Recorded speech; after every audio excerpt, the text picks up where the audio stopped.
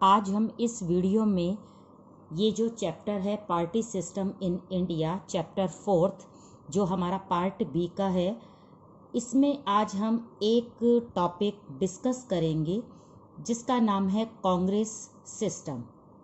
Okay, अब बात अगर पार्टी सिस्टम की हमारे इंडिया में आ रही है तो हम स्टार्ट करते हैं कि इंडिया में जो पार्टी सिस्टम सेटअप हुआ था वो कौन से ईयर में मेनली सेटअप किया गया। तो यहाँ पर हम बात करेंगे 1950s। तो इस डिकेड में एक तरह से हमारी इंडिया का पार्टी सिस्टम सेटअप हुआ था, क्योंकि 1952 में हमारे फर्स्ट जनरल इलेक्शन हुए थे। तो उससे पहले पॉलिटिकल पार्टीज जो थी वो एक्टिव होने लगी थी, उन्होंने लगातार अपने आप को ऑर्गेनाइज करना शुरू किया। तो हमारे कॉन्स्टिट्यूशन में इंडिया के लिए जो पार्टी सिस्टम अडॉप्ट किया गया था वो आपको ध्यान देना है, वो है multi party system. Multi party system means coalition system, जहाँ पर कोएलिशन गवर्नमेंट जो है वो भी अपने तरीके का इम्पोर्टेंस रखती है, और यहाँ पर मल्टी पार्टी सिस्टम अपने आप ही डेमोक्रेटिक सिस्टम को प्रमोट करती है। अब ये मल्टी पार्टी सिस्टम 1950 से स्टार्ट होकर आज तक, आज जो हम प्रेजेंटली देख रहे हैं, आज तक हमारे यहाँ पर इंडिया में मल्टी पार्टी सिस्टम को ही अपने इंडिया में एग्जिस्ट किया गया। लेकिन इस मल्टी पार्टी सिस्टम को कौन कौन सी प्रॉब्लम से लगातार फेस होना पड़ा, गुजरना पड़ा, उस बारे में हम यहाँ पर डिस्कस करेंगे। तो सबसे पहले हम स्टार्ट करते हैं अपना पहला जो टॉपिक है, जिस टॉपिक को हम डिस्कस करते हैं वो है कांग्रेस सिस्टम। हम कांग्रेस सिस्टम कौन से टाइम पीरियड को बोल रहे हैं, कांग्रेस सिस्टम कौन से टाइम में ऐसा कह रहे हैं। अगर हमने मल्टी पार्टी सिस्टम को अडॉप्ट किया था तो फिर ये कांग्रेस सिस्टम कहाँ से आ गया, इसको देखने के लिए हमें थोड़ा समझना पड़ेगा। एक्चुअली में जो कांग्रेस सिस्टम है ये सिस्टम कौन से टाइम पीरियड से स्टार्ट हुआ था, 1952 से लेकर 1962 का जो टाइम पीरियड हमारे सामने आया, इंडिया के सामने आया, इस पूरे पीरियड में यानी 3 जो टेन्योर कंप्लीट हुए थे गवर्नमेंट के, इस सिस्टम को, इस 15 सालों को क्या बोला गया, कांग्रेस सिस्टम। तो मल्टी पार्टी सिस्टम के अंडर में जो सिस्टम ज़्यादा पॉपुलर हुआ उसको हमने कांग्रेस सिस्टम कहा, जो कि 1952 से 62 तक चला। अब हमें यहाँ पर देखना है कि ये सिस्टम कैसे चला, क्यों कहते हैं हम Congress system. Multi party system में हम कांग्रेस पार्टी का नाम क्यों ले रहे हैं, जबकि हमारे इंडिया में तो सारी पार्टी की इम्पोर्टेंस लगातार हमारे कॉन्स्टिट्यूशन में मेंशन थी। तो यहाँ पर हम कुछ रिजल्ट को देखकर ऐसा बोल रहे हैं। अब ये रिजल्ट कौन कौन से थे वो आपको ध्यान देना है। अगर हम फर्स्ट जनरल इलेक्शन की बात करें, सेकंड जनरल इलेक्शन की बात करें, या फिर थर्ड जनरल इलेक्शन की बात करें, तो इनका टाइम पीरियड आपको लर्न करना है। ये 1952 में हुए थे, ये 1957 में हुए थे, और ये 1962 में हुए थे। इनके बीच का जो टाइम पीरियड था वो 5 साल था। इन 5 सालों में लगातार हमारे इंडिया में इलेक्शन करवाए गए थे। मल्टी पार्टी सिस्टम के अंडर में ये इलेक्शन कंडक्ट करवाए थे। हमारी काफ़ी सारी पॉलिटिकल पार्टीज जो थी उन्होंने इलेक्शन में स्टैंड किया था, अपने कैंडिडेट को एज अ मतलब रिप्रेजेंटेटिव उन्होंने जनता के सामने रिप्रेजेंट किया था। लेकिन इसके बाद भी फर्स्ट इलेक्शन में, सेकंड इलेक्शन में और थर्ड इलेक्शन में लगातार कंटिन्यू तरीके से कांग्रेस ही जीती थी। तो यहाँ पर हमें ध्यान देना है कि फर्स्ट जनरल इलेक्शन में जो कांग्रेस ने सीट ली थी वो ली थी 364। कितने में से ली थी उस समय, हमारे जो लोकसभा की सीट्स थी वो कितनी थी, 489। दूसरे जनरल इलेक्शन में उसने जो सीट गेन करी थी वो थी 371, और उस समय जो इलेक्शन हो रहे थे वो कितनी सीट पर हो रहे थे, 494 पर। अब जब तीसरा जनरल इलेक्शन आया, इसमें भी कांग्रेस ने अपनी पॉपुलैरिटी बनाए रखी और उसको बनाते हुए 361 सीट में उन्होंने विक्ट्री ली। और कितनी सीट पर इलेक्शन हुए थे? 494 पर। तो कहने का मतलब है लगातार हमारी इंडिया में जो फर्स्ट, सेकंड और थर्ड जनरल इलेक्शन इस टाइम पीरियड में हुए थे, उसमें कांग्रेस ने अपना बहुत ही बड़ा अच्छा परफॉर्मेंस दिया। यहाँ पर जनता ने भी उसको बहुत ज़्यादा पसंद करा। हमेशा उसने 300 से ऊपर सीट को गेन करा, जिससे ये लगने लगा कि ये पूरा टाइम पीरियड यानी जो ये 15 ईयर्स है, ये किसके नाम हो गए? ये हो गए डायरेक्टली कांग्रेस के नाम। इसीलिए इस पीरियड को बोला जाने लगा कांग्रेस सिस्टम। तो इन 15 साल के पीरियड को हम कांग्रेस सिस्टम बोलते हैं।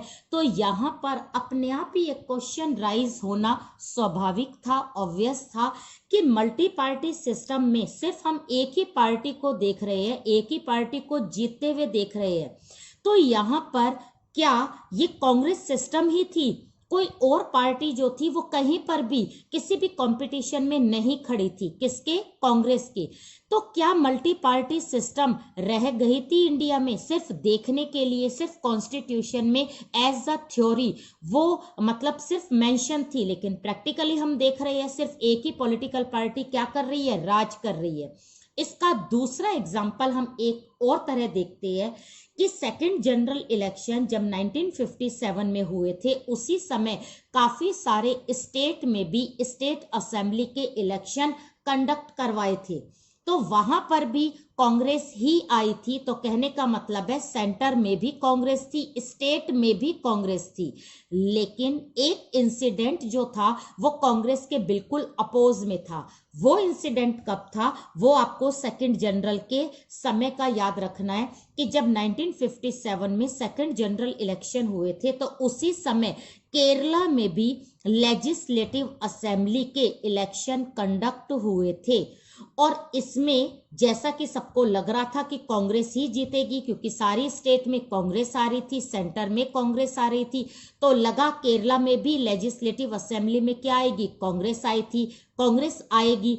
लेकिन केरला में जो स्टेट गवर्नमेंट बनी वो किसकी बनी थी? वो बनी थी कम्युनिस्ट पार्टी की।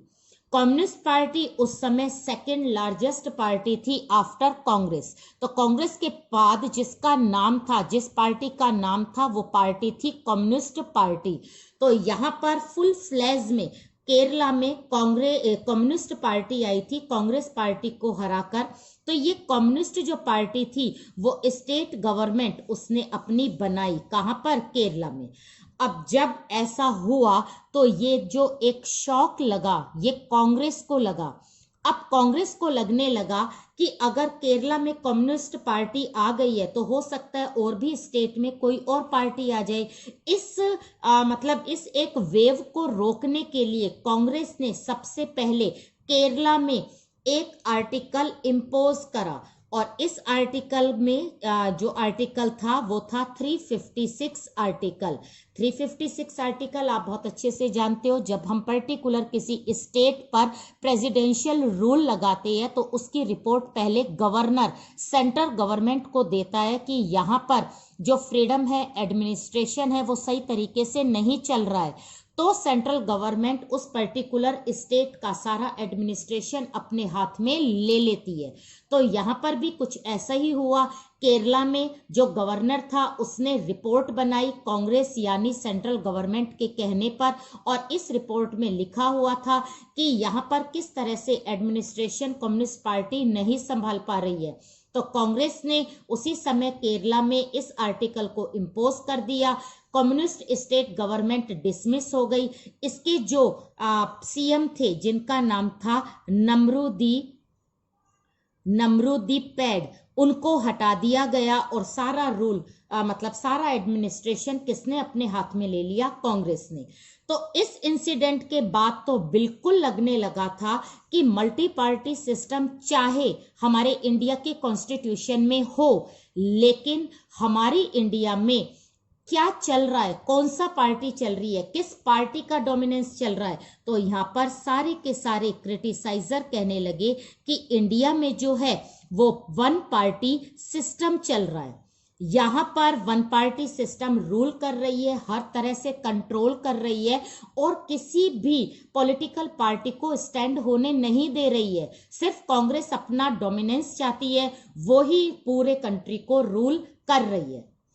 अब हम इस बात का जवाब तो बाद में देंगे कि क्या ऐसा ही था, क्या 3 जनरल इलेक्शन में जो भी कांग्रेस जीती थी उससे ये अपने आप कंक्लूजन निकल गया था कि हमारे इंडिया में क्या वन पार्टी सिस्टम था। इस बात को हम बाद में देखते हैं, पहले हम इस बात पर डिस्कस करते हैं कि जो ये फर्स्ट, सेकंड और थर्ड में कांग्रेस इतने ज्यादा बहुमत से जीती थी, वो क्यों जीती थी, क्या रीजन थे कि इतनी ज्यादा पॉपुलैरिटी, इतना ज्यादा वोटर्स ने इसको लाइक किया था। तो यहाँ पर हम कुछ रीजंस देखते हैं, कुछ फैक्टर्स देखते हैं जो कि हमारे कांग्रेस सिस्टम को आगे एनकरेज करने के लिए ये मोटिवेट करते हैं। या फिर जो एग्जाम में क्वेश्चन आता है वो आता है कांग्रेस की नेचर को लेकर।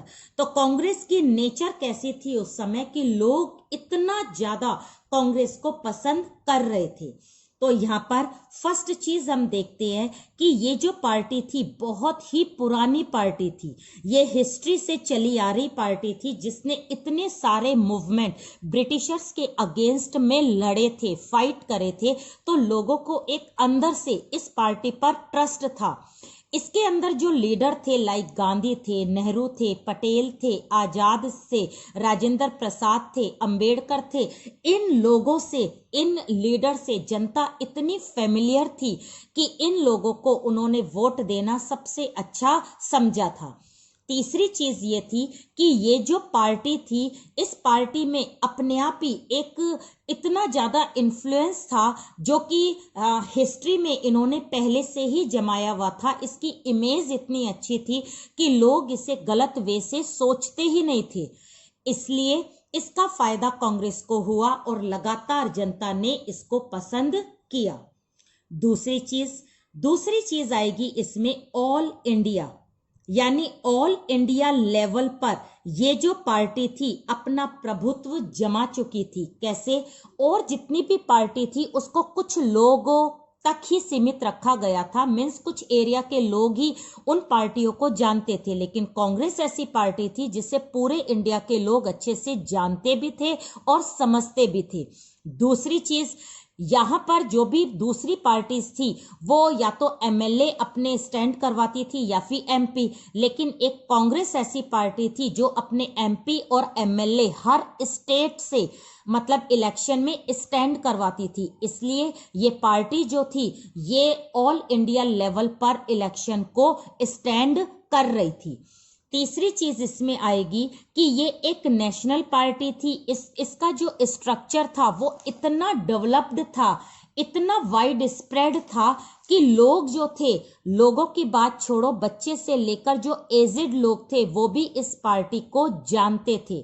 तो इसका अपने आप का स्ट्रक्चर, इसकी पर्सनैलिटी इस तरह की थी कि लोग इसको जितना अच्छे से जानते थे उतना किसी भी पार्टी को वो उनको इतनी ज्यादा इंफॉर्मेशन नहीं थी। तीसरी जो इसकी नेचर या रीजन है जीतने की, उसमें आएंगे सोशल ग्रुप्स। सोशल ग्रुप से यहाँ हमारा मतलब है जो भी रिच है, जो पुअर है, जो मिडिल क्लास वाले हैं, अलग अलग कास्ट वाले हैं, रिलीजन वाले हैं, वो सारे के सारे लोग किसके मेंबर बन सकते थे? कांग्रेस पार्टी के। तो कांग्रेस पार्टी का जो डोर था वो सारे सोशल ग्रुप्स के लिए खुला हुआ था, इसलिए सारे ग्रुप्स के लोग इसके लिए अपने आप ही एक, जिसे कहते हैं ना, ट्रस्ट उनके अंदर रहता था। दूसरी चीज, सारे ग्रुप्स के अंदर जो कोऑर्डिनेशन था वो कौन क्रिएट करता था? कांग्रेस करती थी। तीसरी चीज, कांग्रेस के जो लीडर्स थे वो सारे ग्रुप्स को साथ में लेकर चलते थे। अगर ग्रुप्स के लोग उनको कुछ बोलते भी थे तो उनके अंदर अपनी एक टॉलरेंस पावर थी, वो हर एक की बातों को सुनते थे और सहन भी करते थे, जिससे सारे सोशल ग्रुप्स जो थे वो उनके साथ में हुए। नेक्स्ट आता है फोर्थ रीजन या फोर्थ इसकी नेचर, वो है आइडियोलॉजी। अगर हम आइडियोलॉजी की बात करें तो हरेक की आइडियोलॉजी, हरेक की नेचर, हरेक की हैबिट्स अलग होती है। तो यहाँ पर इस कांग्रेस पार्टी में जो भी लोग थे वो चाहे एग्रेसिव हो यानी बहुत गुस्से वाले हो, बहुत ज़्यादा रेडिकल्स हो यानी बहुत ज़्यादा चेंजेबल हो, रिवोल्यूशनरीज हो क्रांतिकारी हो, मॉडरेट हो यानी जो मतलब कूल हो, या फिर कोई बिल्कुल ही जिसे कहता है ना कि रिजिड हो, कंजर्वेटिव हो, कितनी भी कैसी भी हैबिट वाला हो, उसको कांग्रेस में जगह मिलती थी, पहली चीज।